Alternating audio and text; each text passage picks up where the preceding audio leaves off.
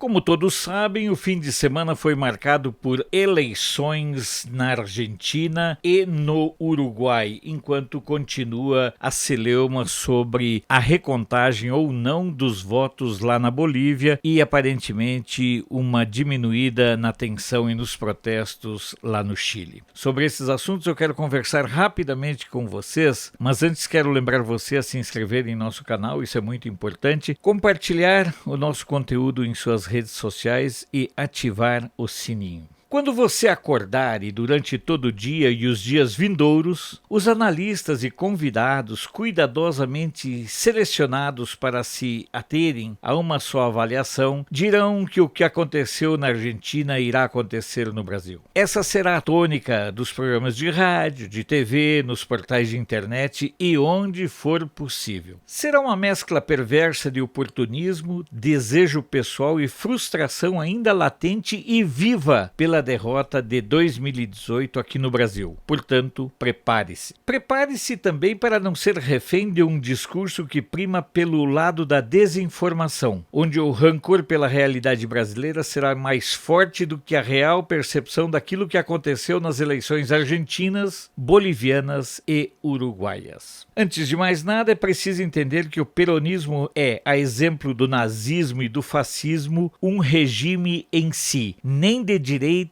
nem de esquerda, marcado pelo intenso assistencialismo mesclado com um populismo político que faz parte do cotidiano dos argentinos desde o fim da Segunda Guerra Mundial. Além disso, existe toda uma estrutura de corrupção que o Macri, que foi apenas o primeiro presidente não peronista eleito desde 1945, não conseguiu atacar. Imagina a situação do Macri. Se nós, aqui no Brasil, padecemos com a herança de 16 anos da roubalheira dos governos petistas, imagina a situação que o presidente de lá encontrou, enfrentou e não conseguiu terminar com o aparelhamento da máquina pública, da estrutura e da cultura permissiva que é típica dos argentinos. Outro aspecto que é muito importante enfatizar e que não pode ser relegado a um segundo plano é a força dos sindicatos na Argentina. O Macri não conseguiu quebrar a estrutura e o modelo sindical peronista. E é preciso enfatizar que Macri nunca foi sinônimo de ruptura. Mal comparando, seria como se em 2018 tivéssemos escolhido um Alckmin ou um Amoedo. Macri é um reformista que não teve coragem e nem força política para fazer as reformas que a Argentina realmente precisava e continuará precisando.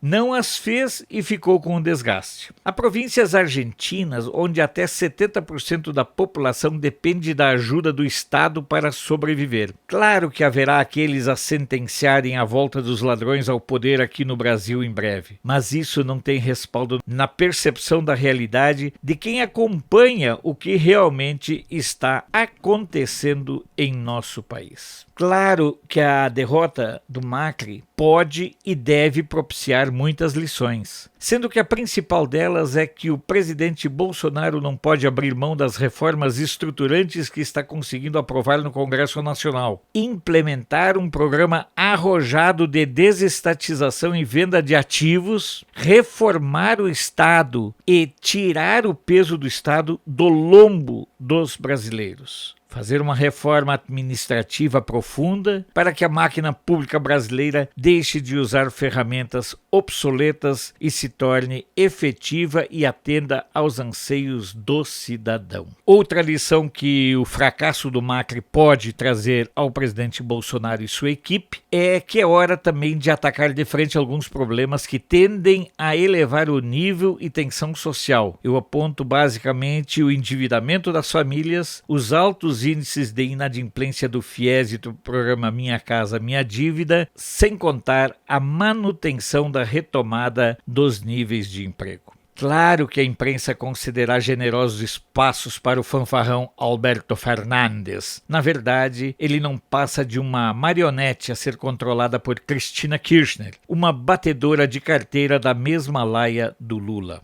Enquanto a mídia esquerdopata irá incensar Alberto e Cristina, os dois Fernandes, haverá pouco espaço para se falar nas eleições roubadas e fraudadas na Bolívia, nas orgias e festins diabólicos que dominam os protestos no Chile e o iminente fim do domínio da Frente Ampla no Uruguai, onde, depois de 15 anos, a esquerda está prestes a ser chutada do poder, mas vai entregar um país hoje habitado por verdadeiros zumbis. O segundo turno será em novembro entre Lacalle Pou e o lacaio da Frente Ampla. Sou Alfredo Bessoff, jornalista. Você pode não concordar com o que eu digo, mas eu tenho o compromisso de não silenciar.